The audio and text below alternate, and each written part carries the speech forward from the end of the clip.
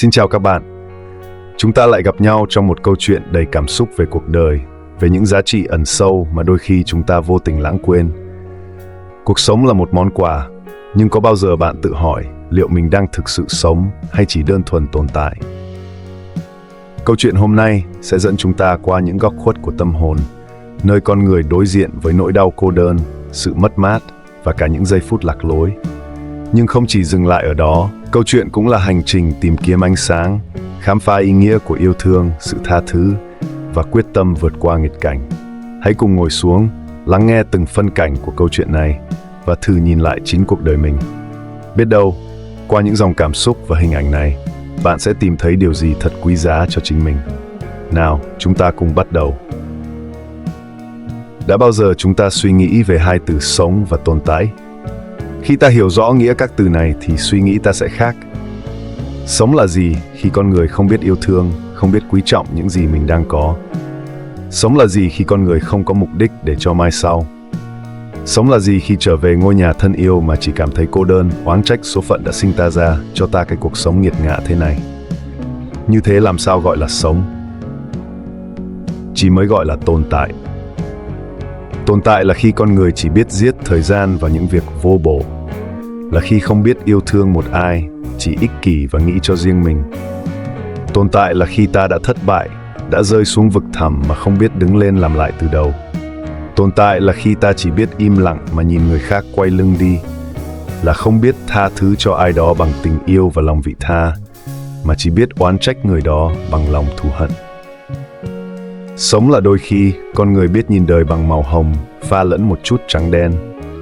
Sống là khi biết nâng niu những gì ta đang có, như cái mái ấm đầy đủ tình thương từ cha mẹ, chiếc áo len đã cũ mà mẹ đan từ rất lâu, hay thời gian vui đùa cùng gia đình nhỏ bé.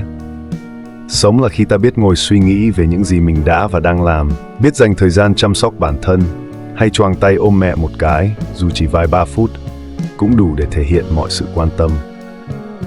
Sống là khi con người biết đến cái giá trị cuộc sống, mà từ đó vươn lên, quyết tâm đến cùng, dù cho bao nhiêu thử thách và chông gai đang chờ ở phía trước. Sống là khi ta biết đối mặt với sự sợ hãi, nỗi cô đơn khi bóng đêm quay quanh che khuất lối về.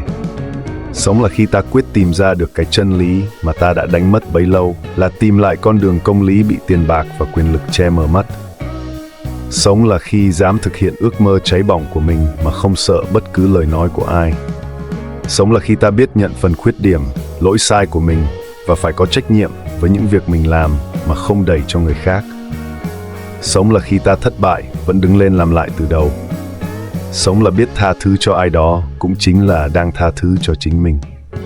Sống là khi ta biết chấp nhận sự thật và quên đi cái quá khứ đau buồn để mỉm cười và bước tiếp con đường mình đã chọn. Sống là phải có quyết tâm, ý chí, nhưng đừng để nó biến thành tham vọng của bản thân. Và đừng bao giờ hối tiếc con những gì mình đã lựa chọn. Hãy thử nhìn lên bầu trời một lần đi. Hãy thử suy nghĩ về cuộc đời của mình một lần đi. Đừng bao giờ phí phạm tuổi trẻ, vì đời người chỉ có một lần mà thôi. Hãy cứ bỏ mặc quá khứ đi, và ta quay lại nơi bắt đầu. Có lẽ sẽ tìm thấy ra nơi bình yên. Có ai sống trọn vẹn hay hoàn hảo một cuộc đời hay chưa? Chưa chỉ là họ đang cảm thấy mãn nguyện với những gì họ đang có khi đã trải qua bao nhiêu thăng trầm của cuộc sống, có cả vui buồn lẫn đau khổ. Nhưng họ biết chấp nhận sự thật, tạm quên đi quá khứ và bằng lòng với những gì họ đang có. Hãy dành riêng cho mình một chút thời gian để tự suy ngẫm lại cuộc đời và nhớ rằng thời gian cứ lặng lẽ trôi và ngày hôm nay sẽ trở thành ký ức. Vì thế hãy sống cho đáng một cuộc đời.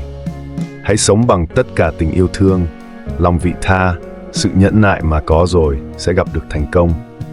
Đừng bao giờ oán trách số phận vì nó chỉ mang ta đến với nhau, cho ta một cuộc sống, còn cuộc sống đó ra sao là do ta tự quyết định.